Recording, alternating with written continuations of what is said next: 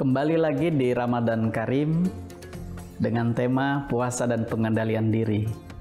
Pemirsa Thawab TV, dimanapun Anda berada, dan mudah-mudahan selalu disayangi Allah Subhanahu wa Ta'ala.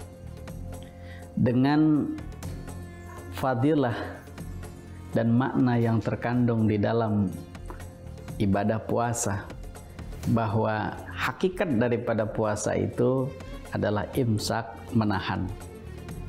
Kualitas seseorang di dalam menahan diri untuk tidak membatalkan pahala puasa atau dari hal-hal yang bisa mengurangi pahala puasa, tentu ini akan berdampak pada kualitas seseorang dengan ibadah puasanya. Dia kategori dalam shaumul awam kah, puasanya orang awam? Apakah dia shaumul khawas kah? Pada level ini lebih baik menjadi orang-orang yang khusus, atau yang lebih tinggi adalah shaumul khawas bil khawas. Tetapi kualitas kita di dalam menahan ini akan berdampak pada seberapa jauh kita bisa mengendalikan diri kita. Di dalam ilmu psikologi, pengendalian diri itu dikenal dengan self control. Jadi self control itu adalah kemampuan untuk membimbing, mengarahkan, dan menjaga seseorang dari hal-hal yang tidak baik menjadi yang positif. Nah, berkaitan dengan puasa dan pengendalian diri ini, ada 3 hal yang perlu kita catat pada segmen ini. Pertama, bahwa puasa membimbing kita untuk menjadi orang yang sabar. Maka dari itu as-shaumu nisfus sabar. Jadi bagian daripada puasa itu adalah mengajarkan kesabaran itu. Nah, menjadi sabar itu tentu tidak mudah. Karena tidak mudah, maka siapa yang bisa menjadi orang yang sabar? Karena di dalamnya itu pengendalian diri yang luar biasa, dan Allah akan membersamai. Maka ada ayat yang menyebutkan innallaha ma'as sabirin.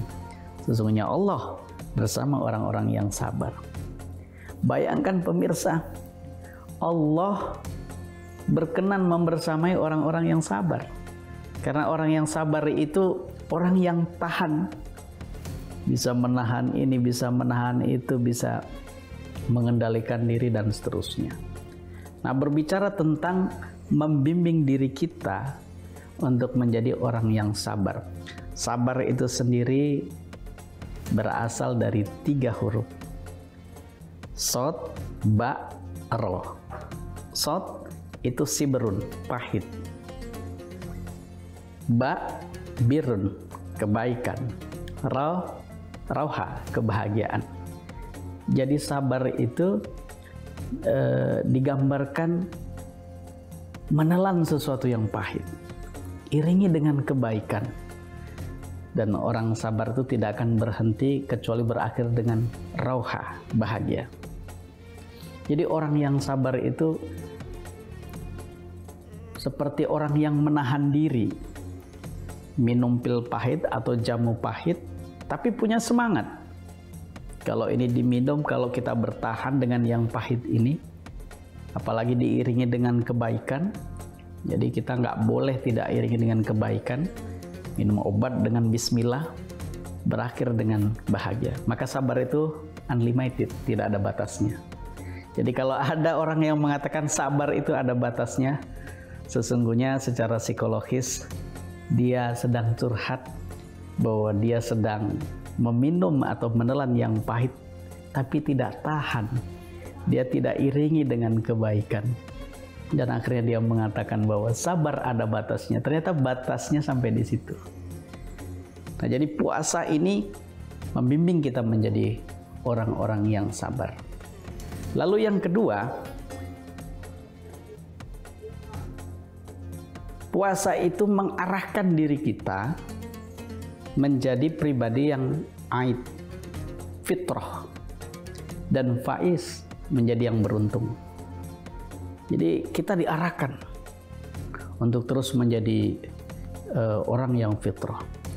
Ini ditahan, makanan yang enak ditahan, telinga ditahan, organ tubuh kita ditahan, telinga kita ditahan, mulut kita ditahan, lisan kita bertahan, semuanya ditahan. Karena untuk memastikan bahwa kita harus mengendalikan, mengarahkan diri kita menjadi orang yang fitrah. Maka nikmatnya Hari Raya Idul Fitri itu hanya bagi orang-orang yang bertahan. Bagi orang yang tidak berpuasa, tentu mereka tidak bertahan. Maka bagi orang yang berpuasa, nikmatnya Lebaran itu tidak senikmat mereka yang berpuasa. Karena hari raya, hari Lebaran itu adalah hari mereka yang berjuang, dikatakan faiz sebagai pemenang, karena memang hari itu adalah hari kemenangan, karena kemenangan itu hanya diperoleh bagi orang yang berperang, bagi orang yang berjihad. Dan jihadun nafs, jadi berjuang melawan hawa nafsu, ini adalah jihad yang sangat luar biasa, bahkan melebihi daripada perang dahsyat sekalipun. Pemirsa Tawaf TV dimanapun Anda berada, dan mudah-mudahan disayangi Allah Subhanahu wa Ta'ala. Jadi yang ketiga adalah menjaga diri kita untuk tidak memiliki penyakit hati. Jadi dengan kita bertahan untuk menempah diri kita menjadi lebih baik, sesungguhnya puncak daripada pengendalian diri kita adalah menjaga diri kita itu agar tetap menjadi orang yang soleh, menjadi orang yang baik, dan menjadi orang yang terjaga fitrahnya, terhindar dari penyakit hati. Tentu kita menyayangkan ketika Lebaran tiba, semua aktivitas amal soleh kita mengalami penurunan.